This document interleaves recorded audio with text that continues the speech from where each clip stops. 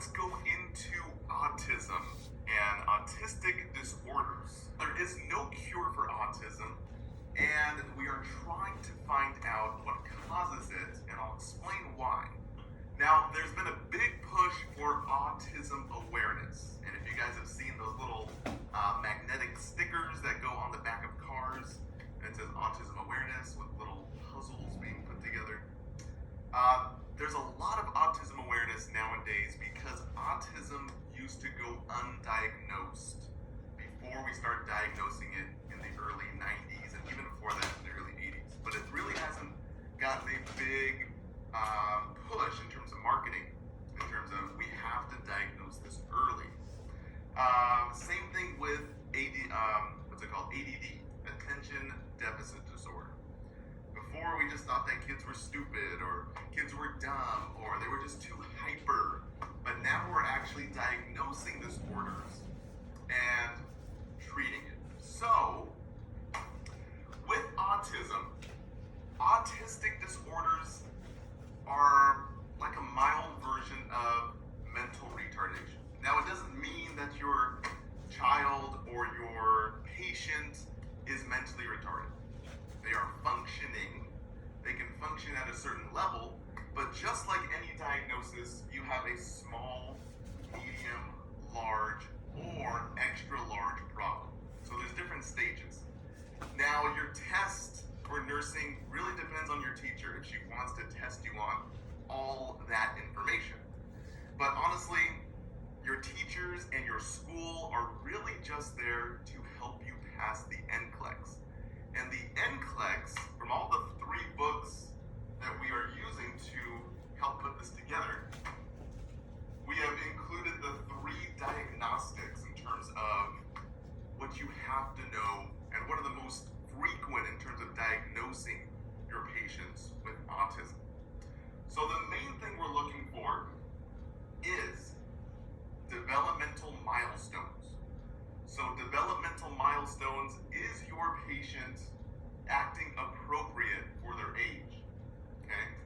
Now, sometimes I don't act appropriate for my age, sometimes you don't either. But we're talking about physical motor skills. Do they have what it takes to progress to the next stage in their development? And this goes back to the pediatrics stages of development here. But really, the big thing we're looking for, and really the NCLEX, let me scoot you guys in. The NCLEX is looking for is data here. No eye contact. So, I know kids are really hard to talk to sometimes. They get really shy, they look down.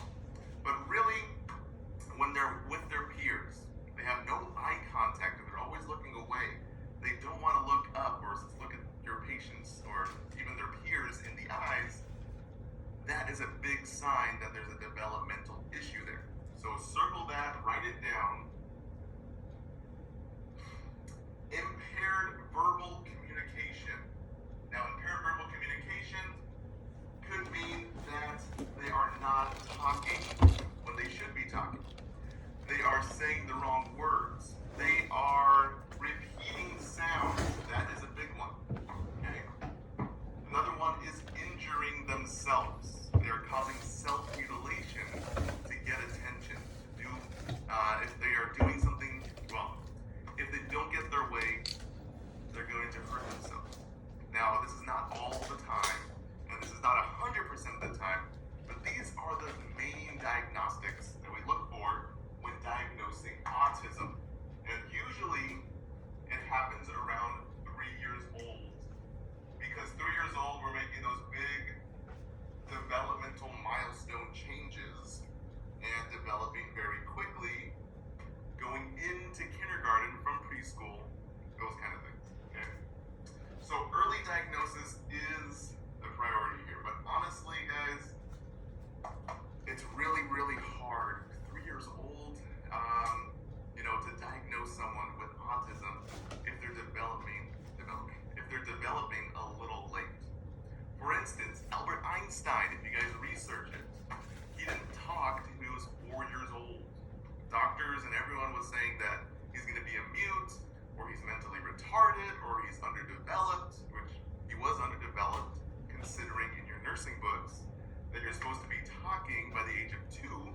or 3, depending.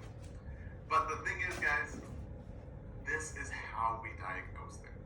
So, yes, early diagnosis, 3 years old, but your patients might have a turnaround, have a comeback, So we don't know. So we put your patients in special ed, and when they get to school, maybe they'll improve, maybe it's just a phase, but really these 3 things, write these down. No eye contact, impaired verbal communication, mainly repeating sounds. And then one of the major ones that I kind of snuck in here is injuries to self.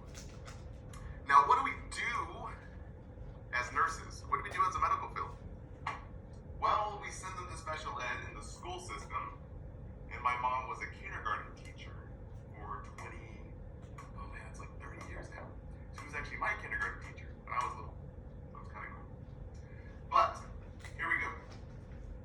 We have actions here. Obviously, we want the support of the parents.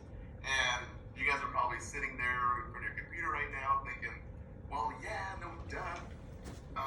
What parent wouldn't be supportive? And honestly, there's a lot of bad parents out there. I worked in the hospital at Chalk Children's Hospital in Orange County, Southern California. And there's a lot of parents who shouldn't be parents. So educating the parents, getting the support, educating them about this is a developmental problem. Your child is not stupid. You guys didn't get like a bad child, okay? We have to educate your patients and your parents, because really the parents are just as dumb as the patients. I don't mean to say it like that, but your parents are just as uneducated as the patients, especially with your pediatric patients, because you can't really educate a 3-year-old on how to take care of themselves. So we're going to have to educate the parents on how to follow the steps of what to do. The biggest thing, I'm going to skip down here, the biggest thing is safety. Making sure that the child doesn't hurt themselves. And remember what I said, self-mutilation. So safety, and really you're going to find that all the time with your psychiatric patients. Safety, safety, safety. It's always safety. And your questions, for instance, if we talk about autistic questions on your next nursing test, it's going to be a safety question, or it's going to be a developmental, eye contact, not talking, repeating sounds, that type of question on your test, okay? So watch out for that. Safety is big. Assisting your patients with ADL, activities of daily living. So brushing teeth, tying shoes, getting dressed. And I know what you're saying. You're sitting at home thinking like, okay, well, 3-year-olds need help with all that stuff, okay? Yes, but when you guys get to like 8-year-olds and they still can't do it and they're starting acting like 3-year-olds, they're not developing correctly, okay? So your test will ask you about that right there. Now, some key things before you turn this video off and you're like, this guy's being redundant. I already know this stuff. Key things here. Silent, quiet environments. Do not overstimulate your patient, especially with autism. Do not touch or cuddle your patient. And I know we want to do that with little kids sometimes, pick them up or play with them. If you touch or overstimulate or invade their environment or are too loud or noisy in their environment, they will get mad and they will throw a tantrum or they will attack, okay?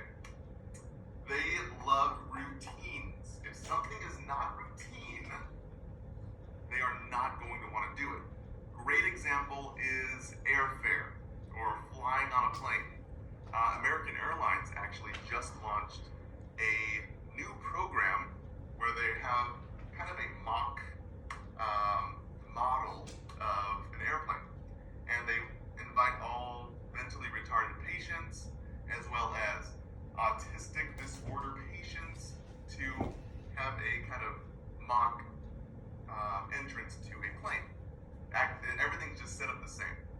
And they do this because patients and their families with autistic kids can never fly on a plane, or it's usually very hard because it's not a routine.